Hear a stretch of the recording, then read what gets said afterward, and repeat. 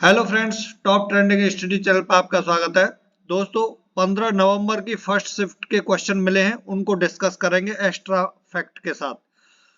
और आने वाली शिफ्टों में जितने भी क्वेश्चन बन सकते हैं जीके, जीएस और करंट अफेयर से संबंधित, वो सभी क्वेश्चन हम इसमें डिस्कस करेंगे।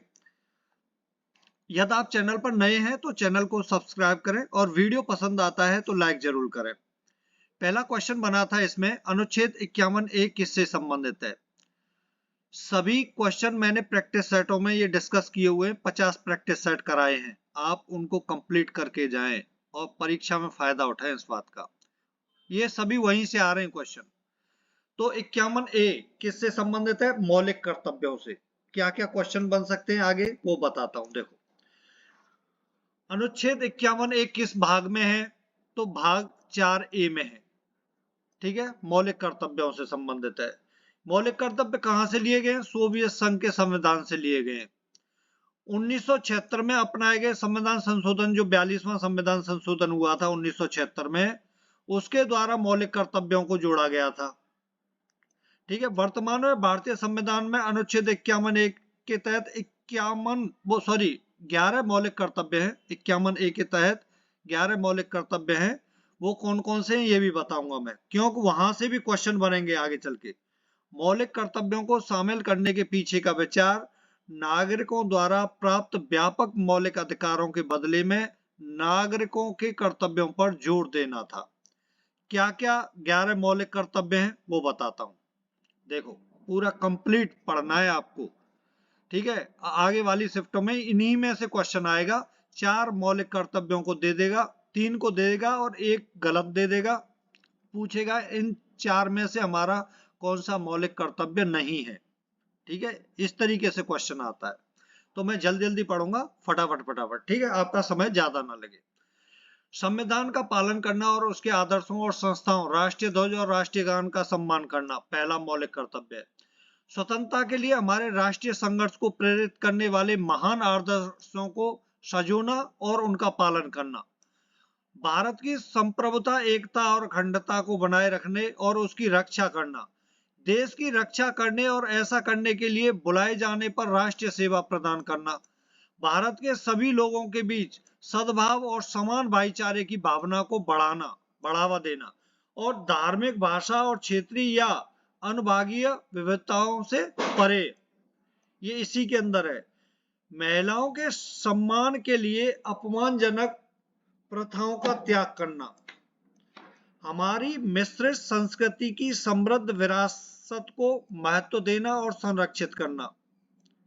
ठीक है, वनों, झीलों, नदियों और वन्य जीवों सहित प्राकृतिक पर्यावरण की रक्षा और सुधार करना और जीवित प्राणियों के लिए दया करना। ये मौलिक कर्तव्य हमारा। एक है वैज्ञानिक सोच, मानवता और जांच और सुधार की भावना विकसित करना। आपको इनको 5-6 बार पढ़ना है, यहीं से क्वेश्चन आगे आएगा। सार्वजनिक संपत्ति की रक्षा करना और हिंसा से दूर रहना। व्यक्तिगत और सामूहिक गतिविधि के सभी क्षेत्रों में उत्कृष्टता की दिशा में प्रयास करना, ताकि राष्ट्र निरंतर प्रयास और उपलब्धि के उच्च स्तर तक पहुंचे। जो माता पिता या अभिभावक है जो 6 से 14 वर्ष की आयु के बीच अपने बच्चे या जैसा भी मामला हो, उनको शिक्षा के अवसर प्रदान करना, ये 11वां है लास्ट में। ठीक है ना, जो 86 में संविधान संशोधन में जोड़ा गया। पहले कितने थे? पहले 10 मौलिक कर्तव्य थे, 11वां 86 में संविधान संशोधन में जुड़ा है। ठीक है ना। एक क्वेश्चन आया था, अनुच्छेद 243T किससे संबंधित है? तो इसके आसपास वाले में सभी बताऊंगा, क्योंकि आने वाली परीक्षाओं में, आने वाली शिफ्टों में वहां से बनेगा इस परीक्षा के अंदर। तो अनुच्छेद 243T नगर पालिका में आरक्षण से संबंधित है। नगर पालिकाओं में आरक्षण से संबंधित है आर्टिकल 243T। तो 243I और 243बाई का संबंध राज्य वित्त आयोग से है। ठीक है, राज्य वित्त आयोग से। वित्त आयोग, जो राज्य वित्त आयोग है, उसका गठन 5 वर्ष के लिए होता है। राज्य के राज्यपाल हर 5 साल में एक वित्त आयोग का गठन करते हैं 243I के तहत। ठीक है, जो राज्य और उसके पंचायत राज संस्थाओं के बीच करों, शुल्क, टोल के वितरण को नियंत्रित करने वाले सिद्धांतों के बारे में राज्यपाल को सलाह देता है। इतना समझ में आ गया। अब केंद्र वित्त आयोग। वित्त आयोग केंद्र और राज्यों के बीच वित्तीय संबंधों को परिभाषित करता है। यह 5 वर्षों के लिए होता है। भारतीय संविधान के कौन से आर्टिकल में है? आर्टिकल 280। इंपॉर्टेंट है, आएगा। ठीक है, आर्टिकल 280 किसके लिए है? वित्त आयोग से। और भारत के राष्ट्रपति द्वारा स्थापित किया जाता है। 14वें और 15वें वित्त आयोग के अध्यक्ष कौन कौन थे? 14वें के थे YV रेड्डी और 15 के NK सिंह। राज्य वित्त आयोग अनुच्छेद 243 आई के तहत एक संवैधानिक निकाय है। ठीक है, यदि आपसे पूछा जाता है संवैधानिक निकाय है कि नहीं, तो संवैधानिक निकाय है। ओके, आर्टिकल 243 ए ग्राम पंचायत में ग्राम सभा के गठन को बताता है। और ग्राम सभा का अर्थ है ग्राम स्तर पर पंचायत के सभी पात्र मतदाता। ठीक है, 243 ए यदि परीक्षा में आ जाता है तो ग्राम पंचायत में ग्राम सभा के गठन को बताता है। ग्राम सभा का अर्थ है ग्राम स्तर पर पंचायत के सभी पात्र मतदाता। और आर्टिकल 243 बी यदि आता है तो सभी स्तरों पर पंचायतों का गठन। 243 सी आता है तो पंचायतों के चुनाव को बताता है 243 सी। और आर्टिकल 243 डी आता है तो अनुसूचित जातियों और जनजातियों के लिए सीटों का आरक्षण के लिए बताता है। ठीक है, ये जो पंचायतों का 73वें संविधान संशोधन हुआ था 1992 में द्वारा भारत के संविधान में जोड़ा गया। इसे भारतीय संविधान की 11वीं अनुसूची और भाग कौन सा? भाग 9 में जोड़ा गया था। पंचायत में कितने विषय? 29 विषय शामिल है। क्वेश्चन आता है पंचायत में कितने विषय शामिल हैं? 29। ये 11वीं अनुसूची कौन से संविधान में जोड़ी गई? संविधान संशोधन में, 73वें संविधान संशोधन में 1992 में। भाग किस में जोड़ी गई? भाग 9 में। ठीक है, भाग 9। अच्छा, भारत के संविधान का जो 74वां संविधान संशोधन हुआ था 1993 में, उसमें 12वीं अनुसूची को जोड़ा गया था जो नगर पालिका से संबंधित है। इसमें कितने हैं? 18 विषय हैं। कितने विषय? 18 विषय। और भारतीय संविधान के भाग कौन से में? 10 में। ठीक है, ओके। आर्टिकल 350 बी किससे संबंधित है? तो भाषाई अल्पसंख्यकों के लिए विशेष अधिकार। ओके, आने वाली अगली शिफ्टों में क्या क्वेश्चन बन सकता है कि भारतीय संविधान का भाग 17 अनुच्छेद 243 से 351 में आधिकारिक भाषाओं से संबंधित है। वहीं से बना ये क्वेश्चन, आधिकारिक भाषाओं से। अच्छा, ये इसके लिए आधिकारिक भाषा का ये कौन सा भाग है? भाग 17 है, आएगा। ठीक है, 17वां भाग है। और आर्टिकल 243 से 251 तक है। अनुच्छेद 350 बी आया है तो 350 ए क्या बोलता है? राज्य को निर्देश देता है कि वह भाषाई अल्पसंख्यक समूहों से संबंधित बच्चों को शिक्षा के प्राथमिक चरण में मातृभाषा में संस्था के लिए पर्याप्त सुविधाएं प्रदान करने का प्रयास करें। 350 ए बोलता है। नेक्स्ट क्वेश्चन था फ्लेमिंगो फेस्टिवल कहाँ मनाया जाता है? तो आंध्र प्रदेश में नेल्लोर जिले के एक झील शहर बोला जाता है उसको, सल्लूरूपेटा, वहां मनाया जाता है। ठीक है, यदि वहां प्रॉपर जगह का नाम होगा तो आपको ये टिक करना पड़ेगा।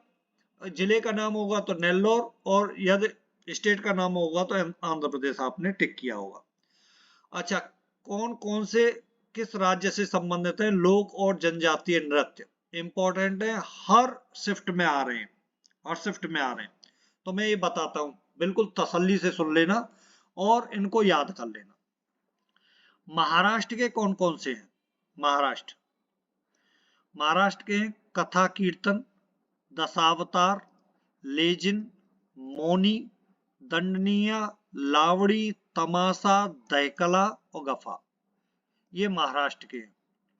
ये मत समझना, इसमें से ये इंपॉर्टेंट है। यदि यहां से क्वेश्चन बन रहा है 1-2 हर शिफ्ट में, तो आपको अपने मार्क्स अच्छे करने के लिए आपको ये मतलब याद ही करने पड़ेंगे और कोई चारा नहीं है। बिहू, केनो, खेल गोपाल, तबल चोंगली और रासलीला, ये कहाँ के? असम के। बिहार के कौन कौन से हैं?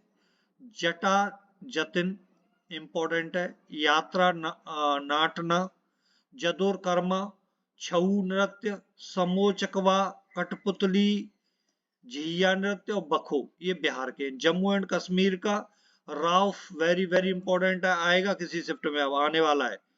हिकत, ये दोनों किसके, जम्मू एंड कश्मीर के, हो सकता है आज ही आ जाए शाम तक। रौफ।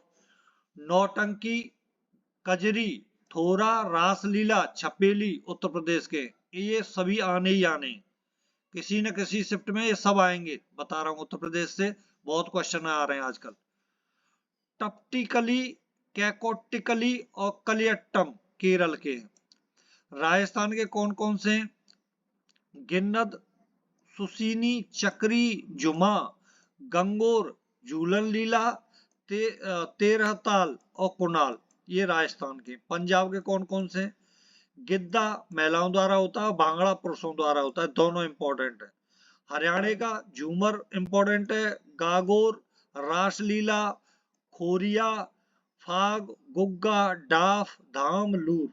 देखो यदि रासलीला दो जगह का है तो उसमें से एक ही स्टेट आएगा, दोनों नहीं आएंगे, ठीक है ना, कहीं कंफ्यूज होते रहे ऐसे। पश्चिम बंगाल में कौन कौन है, लामा, जात्रा, काठी, छऊ, कीर्तन, बाऊ, ये सभी इंपॉर्टेंट है, हर शिफ्ट में आ रहा है यहां से।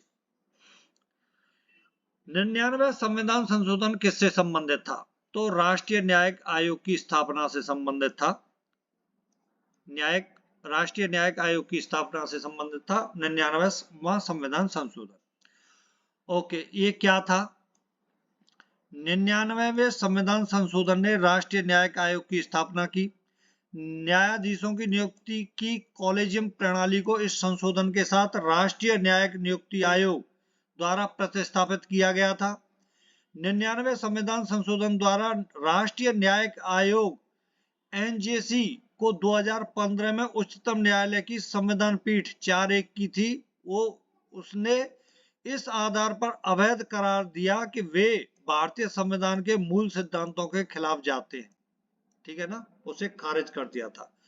एनजेसी विधेयक को 2014 में संसद द्वारा सर्वसम्मति से स्वीकृत किया गया था, लेकिन एसीसी ने अपने न्यायिक समीक्षा प्राधिकरण का इस्तेमाल इसे इस आधार पर अमान्य करने के लिए किया कि इससे एसीसी की स्वतंत्रता को खतरा है। न्यायिक रूप से बनाई गई समीक्षा की यह शक्ति संविधान या किसी अन्य कानून द्वारा स्थापित नहीं की गई थी। 99वें संविधान संशोधन में क्या हुआ था, पूरी कहानी बता दी मैंने आपको। ओके, इसके आसपास वाले जान लेते हैं। 97वां संविधान संशोधन था, वो कब हुआ था, 2011 में। किससे संबंधित था, सहकारी समितियों से संबंधित था। इसमें संशोधन ने सहकारी समूहों को कानूनी मान्यता और संरक्षण दिया और यह उनकी सभी समस्याओं का समाधान करने और कुशल प्रशासन विधियों को प्रदान करने के लिए था, ठीक है। सहकारी समितियों से संबंधित था 97वां संविधान संशोधन जो 2011 में हुआ था। अब 95वां संविधान संशोधन की बात करते हैं जो सन 2009 में हुआ था।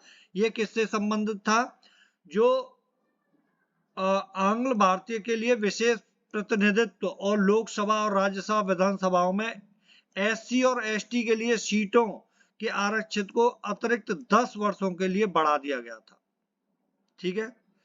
और 96वां जो संविधान संशोधन था वो 2011 में हुआ।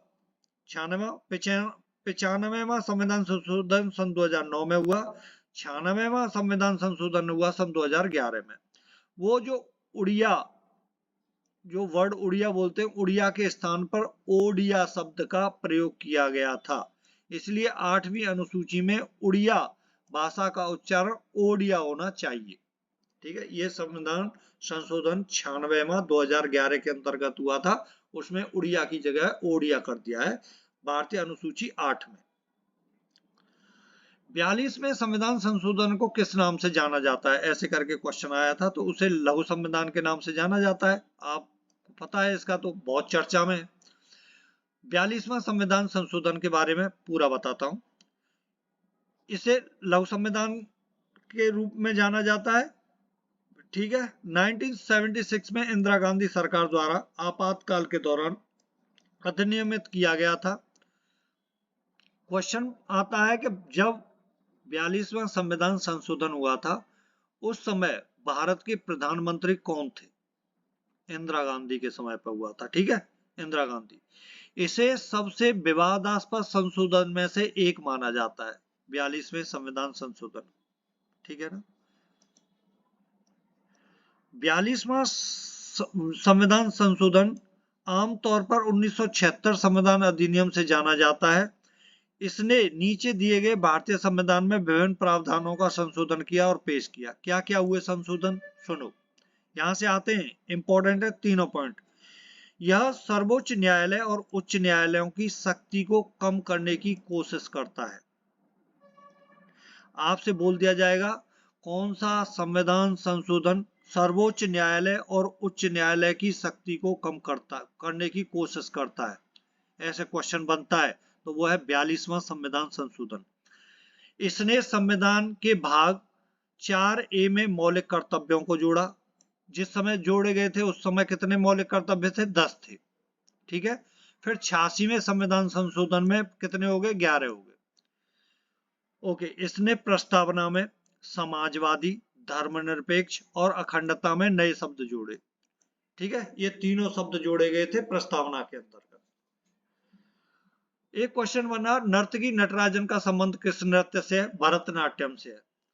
क्या क्या क्वेश्चन बोल सकते हैं? देखो, पहली बात तो नर्तकी नटराजन के बारे में बता देता हूं और आगे क्वेश्चन बनता है।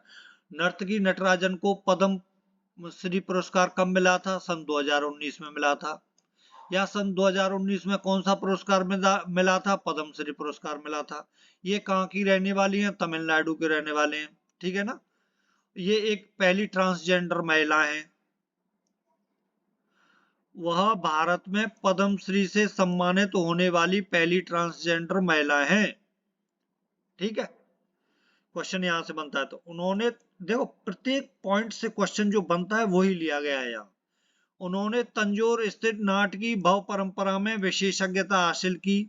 नर्तकी नटराज के सम्मान के रूप में तमिलनाडु सरकार ने उनके जीवन और यात्रा को 2018 की 11वीं कक्षा की तमिल पाठ्य पुस्तक में एक पाठ के रूप में शामिल किया है। यहां से क्वेश्चन बन सकता है इस पॉइंट से।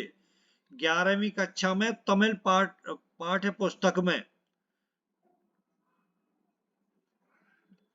है ना, एक पाठ के रूप में शामिल किया है, नर्तकी नटराज के सम्मान के रूप में। उन्हें 2011 में संगीत नाटक अकादमी पुरस्कार से सम्मानित किया गया था। ये तो पूरा इनका है नर्तकी नटराज के बारे में। अच्छा, कौन कहां से है, किस राज्य का है? भरतनाट्यम तमिलनाडु से आरंभ हुआ था। पूछा जाता है ना, कहां से आरंभ हुआ था भरतनाट्यम? तमिलनाडु से। कथक उत्तर प्रदेश का, पश्चिम उत्तर प्रदेश और मध्य भारत, ये कोई भी ऑप्शन में आएगा, इनमें से एक आएगा, उसको टिक करना है। कथक के लिए आता है। कथकली केरल का है। कुचिपुड़ी आंध्र प्रदेश का है। ओडिसी उड़ीसा का है। मणिपुरी मणिपुर का है। मोहिनीअट्टम केरल का है। और सत्रिय नृत्य असम का है। बार बार मैं बता रहा हूं इनको, है ना। और जितने भी ये 50 प्रैक्टिस सेट हुए हैं, सब में मैंने बार बार बताया, हर उसमें प्रैक्टिस सेट में इनको मेरे ख्याल से 40 तक। 40 के बाद मैंने फिर फास्ट आपको कराना शुरू कर दिया, क्योंकि आपका एग्जाम पास आने वाला था। इसलिए 1 से और 40 तक बिल्कुल जो बताने वाला था, जहां से क्वेश्चन बनता ही बनता है, वो मैंने सब बताए पॉइंट। और पहले ही बता दिया था, हिस्ट्री से 7-8 क्वेश्चन आएंगे, वो उतने ही आ रहे हैं। और पॉलिटी से ज्यादा क्वेश्चन आएंगे, तो वैसे ही हो रहा है। 12-13 क्वेश्चन आ रहे हैं पॉलिटी से। एक क्वेश्चन बना है, 17 मई 2022 को महारानी एलिजाबेथ द्वारा किस भारतीय को Commander of the Order of the British Empire का मानक पुरस्कार प्राप्त हुआ? वो अजय गोपी किशन पेरामल को हुआ था प्राप्त, है ना। एक क्वेश्चन बना है, जाकिर हुसैन का संबंध किस वाद्य यंत्र से है? तो तबला वादक है जाकिर हुसैन। वाद्य यंत्रों के साथ प्रसिद्ध संगीतकारों की सूची सुनिए। ये जाकिर हुसैन आए, आगे कौन आ सकता है? तबला वादकों में उस्ताद जाकिर हुसैन वेरी इंपॉर्टेंट है। आगे तन्मय बोस और स्वप्न चौधरी। आगे ये आएंगे। बांसुरी में Hariprasad Chaurasia very very important है, आने ही आने हैं। चिकारा वादक राजा हुसैन खान आने। संतूर वादक पंडित शिव कुमार शर्मा, जो जो इंपॉर्टेंट है वो बता रहा हूं, वेरी वेरी इंपॉर्टेंट। सरोज से अलाउद्दीन खान, अमजद अली खान। सितार से पंडित रविशंकर और बुधादित्य मुखर्जी। सुर बहार से अन्नपूर्णा देवी और सज्जाद हुसैन। और वीणा से संबंधित है असद अली खान, जिया मोइन उद दीन खान। ठीक है, सभी इंपॉर्टेंट हैं ये, और यहां से क्वेश्चन बन रहा है, वेरी वेरी इंपॉर्टेंट है, सबको रट लो, हर शिफ्ट में आ रहा है। सुप्रीम कोर्ट में 2019 के अनुसार जजों की कितनी संख्या? 1 मुख्य न्यायाधीश और 13 न्यायाधीश। ठीक है, 34 हो गई टोटल। पहले कितनी थी? 31 थी, 30 प्लस 1 पहले थी। ठीक है ना। भारत का सर्वोच्च न्यायालय भारत के संविधान के तहत सर्वोच्च न्यायिक न्यायालय है। ठीक है। अनुच्छेद 124 सर्वोच्च न्यायालय की स्थापना और गठन का प्रावधान करता है। आएगा ये क्वेश्चन, आएगा कि सर्वोच्च न्यायालय की स्थापना के बारे में कौन सा आर्टिकल है? आर्टिकल 124, यह आ जाएगा। आर्टिकल 124 किससे संबंधित है? ठीक है। 28 जनवरी 1950 को भारत के सर्वोच्च न्यायालय के रूप में स्थापित हुआ था। मुख्यालय कहाँ है? नई दिल्ली में है। हमारे संविधान के संरक्षक के रूप में किसे जाना जाता है? किसको? सुप्रीम कोर्ट को जाना जाता है। भारत का मुख्य न्यायाधीश भारत के सर्वोच्च न्यायालय का प्रमुख होता है, और संसद के पास सर्वोच्च न्यायालय में न्यायाधीशों की संख्या बढ़ाने या घटाने की शक्ति है। संसद के पास किसके है? सर्वोच्च न्यायालय में न्यायाधीशों की संख्या बढ़ाने या घटाने की शक्ति किसके पास है? तो आ जाएगा संसद के पास है। उसमें दे देगा सर्वोच्च न्यायालय, एक ऑप्शन में होगा, लेकिन वो सही नहीं है, संसद सही है। नेक्स्ट है अनुच्छेद 25 किससे संबंधित है? तो अंतःकरण से धर्म की आजादी से संबंधित है। आर्टिकल 25 धर्म की स्वतंत्रता के अधिकार की गारंटी भारत के संविधान के अनुच्छेद 25 से 28 द्वारा दी गई है। तो इसमें मैं अलग अलग आपको बताता हूं कि आर्टिकल 25 किससे संबंधित है। 25 आ गया, अब 26 आएगा, 27 आएगा, 28 आएगा, किसी न किसी शिफ्ट में आएगा ही आएगा। 26 बताता हूं, 25 आ गया, 25 मैंने बता दिया आपको। धार्मिक मामलों के प्रबंधन की स्वतंत्रता किसमें? आर्टिकल 26 में। आर्टिकल 27 किसी अन्य धर्म का समर्थन करने के लिए करों का भुगतान करने का अधिकार। और आर्टिकल 28 है शिक्षा के कुछ संस्थानों में धार्मिक शिक्षा या धार्मिक पूजा में भाग लेने की स्वतंत्रता। 26, 27, 28 तीनों बता दिया आपको। ठीक।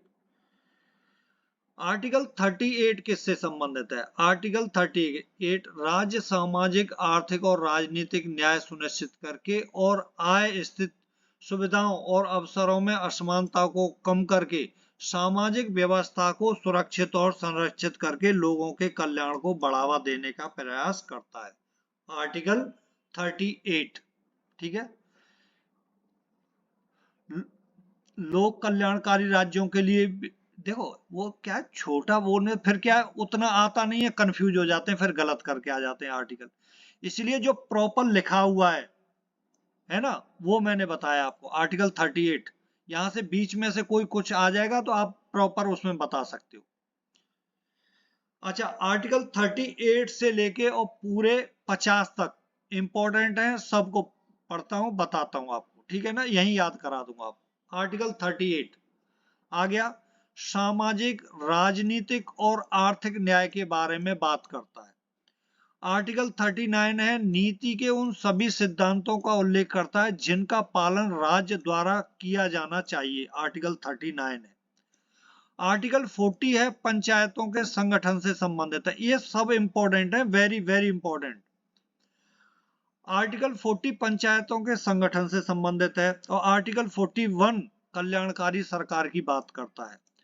आर्टिकल 42 न्यायपूर्ण और मानवीय कार्य और मातृत्व राहत की बात करता है। आर्टिकल 42। और आर्टिकल 43 उचित मजदूरी और जीवन के सभ्य स्तर के बारे में बात करता है। और आर्टिकल 44 समान नागरिक संहिता की बात करता है।